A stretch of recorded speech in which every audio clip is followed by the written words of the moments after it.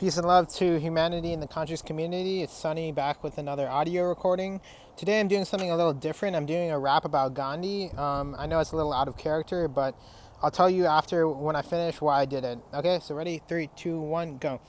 Gandhi once said his life was his message, but do y'all even know how the great soul was greatly tested? He never rested. Sometimes he didn't even eat to top of the institution of caste because it had to be beat. We're so far from the mountaintop, and though we sometimes disagree, we must all commit to being free. And don't get me started about fraternity, equality, liberty. The French Revolution, though bloody, was historically necessary. My rhymes may be new like the first snow of January. But please bear with me. Let the blind see that creativity is not so scary. The new generation has come, and they must convey their tale and learn from the greats, because even the greatest demonstrate we all fail. Now, Sonny, why is there all this hype around the Mahatma? What's creativity, nonviolence? Why was he shot, bruh? Gandhi was a global citizen, a man of action. Like George Washington, he was against all religious faction. Jesus was a Virgo and brought power to the people. And Gandhiji was a Virgo too, the saint's inevitable sequel. In numerology, Gandhi was a 9, representing divine love for all of mankind. But just because he was a father of nonviolent action doesn't mean the man's courage was somehow lacking.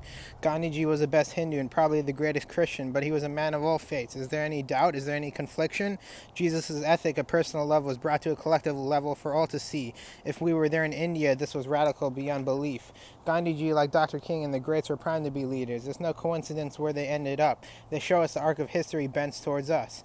England was the heart of the British Empire. It is only right that Gandhi was a journalist and a vegetarian crier. Not only was he a powerful advocate for the freedom of animals and men, he learned that other Englishmen kept the Bhagavad Gita on hand. He met the Theosophical Society, was introduced to classes of all variety. But this was just the beginning of his lessons in legal propriety.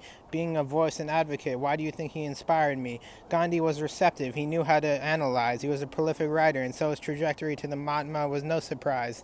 After England, his greatest influence was the friend and Jain jeweler Raichand Bai from Mumbai. He taught Gandhiji that one can be spiritual and miss material life. One doesn't have to be ascetically in strife. Mahavira and Buddha taught him nonviolence and truth, but it was truly Vivekananda who conveyed love for India at its very roots. But we must never forget Gandhi learned from all. He was his humbleness and determination that grew him so tall. A mixture of West and East, he truly was a beast. From Ruskin, he learned the value of physical labor to making a man. The good of one is a part of the sum. Do you understand? Thoreau confirmed the basis of nonviolent action through civil disobedience. Why should I conform if they're only going to feed us? Love was the law of life. Tolstoy told Gandhi's friends till the Russians' death, even though they never met. Socrates' apology was a part of Gandhi's chronology, an unarmed truth to make an impact in declaration. We need dramatic examples for our emancipation. And let's not forget, in England, Gandhi learned from Emerson about self-reliance, morality, and rural kindness. There's no reason we can't have farmers' advancement and science.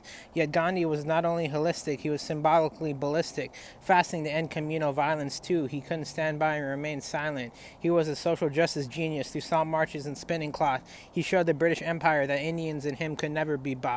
Oppression is humiliating to all men. We can't let society turn us into things and brands. As Dr. King learned from Gandhi's, materialism is a curse we must say bye to and stand upon the mountaintop, even if we have a million challenges to crawl through. One last thing, we can be spiritual. We can be just like the greats. We don't have to conform to the bad. It's not in our fate. Young people are capable when aroused of bringing down the towers of oppression and raising the banners of freedom, so it's time for us to lead them. So basically why I did a rap today, other than, showing a different side of my creativity, or lack of creativity or need for improvement, is basically because I wanted to demonstrate that the young generation, as we call them, starseeds, I already said the word. I didn't want to say starseed, but it's too late. But young people in general, many of them are very creative, and we have in this kind of bursting in the starseed movement, in this revolutionary movement, we have to find ways to use our creativity to demonstrate complex ideas in simple terms for people.